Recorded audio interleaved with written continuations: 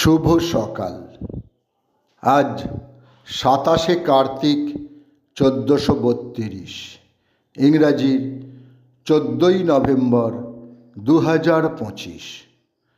স্বাধীন ভারতের প্রথম প্রধানমন্ত্রী জওহরলাল নেহেরুর আজ জন্মদিন। 14ই নভেম্বর 1889 এলাহাবাদ শহরে তিনি জন্মগ্রহণ করেন। দূরদৃষ্টি সম্পন্ন, আদর্শবাদী, পণ্ডিত ও কূটনীতিবিদ নেহেরু ছিলেন একজন আন্তর্জাতিক খ্যাতিসম্পন্ন ব্যক্তিত্ব।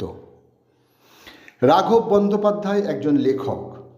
তাঁর বইগুলো হল অকালবোধন ও অন্যান্য গল্প, দলদাস, বাদার গল্প, শৈশব, মুদ্রণ সৌন্দর্য, চোর চল্লিশা, মেধাবী ভূত ও মাধবীলতা ইত্যাদি। আজ তাঁর জন্মদিন, সময়টা 1948। 14ই নভেম্বর 1955 জন্মগ্রহণ করেন বিষ্ণু পাল চৌধুরী। বাংলা টেলিজগৎকে তিনি উপহার দিয়েছিলেন এমন কিছু ধারাবাহিক যা ইতিহাস রচনা করেছে। তাঁর পরিচালিত বিশেষ গল্প জননী। কলকাতার পটলডাঙ্গা নিবাসী ভারতের স্বাধীনতা সংগ্রামী বিপ্লবী ছিলেন সুবোধচন্দ্র বসু মল্লিক বা রাজা সুবোধ মল্লিক। 1906 সালে জাতীয় বিদ্যালয় প্রতিষ্ঠার উদ্দেশ্যে তিনি যাদবপুর বিশ্ববিদ্যালয় প্রতিষ্ঠা করার জন্য সেই সময় 1 লক্ষ টাকা দান করেছিলেন। দেশবাসী উল্লসিত হয়ে তাকে রাজা উপাধি দেয়। আজ তাঁর মৃত্যুদিন, সময়টা 1920।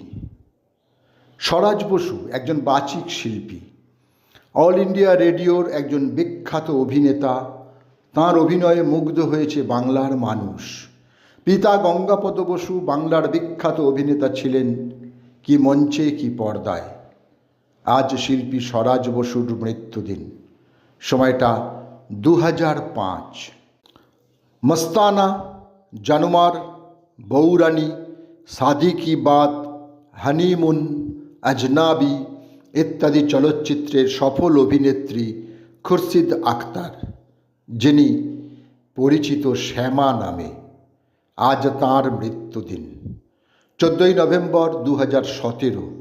82 বছর বয়সে মুম্বাইতে তিনি শেষ নিঃশ্বাস ত্যাগ করেন। সকলকেই আমার আনত প্রণাম।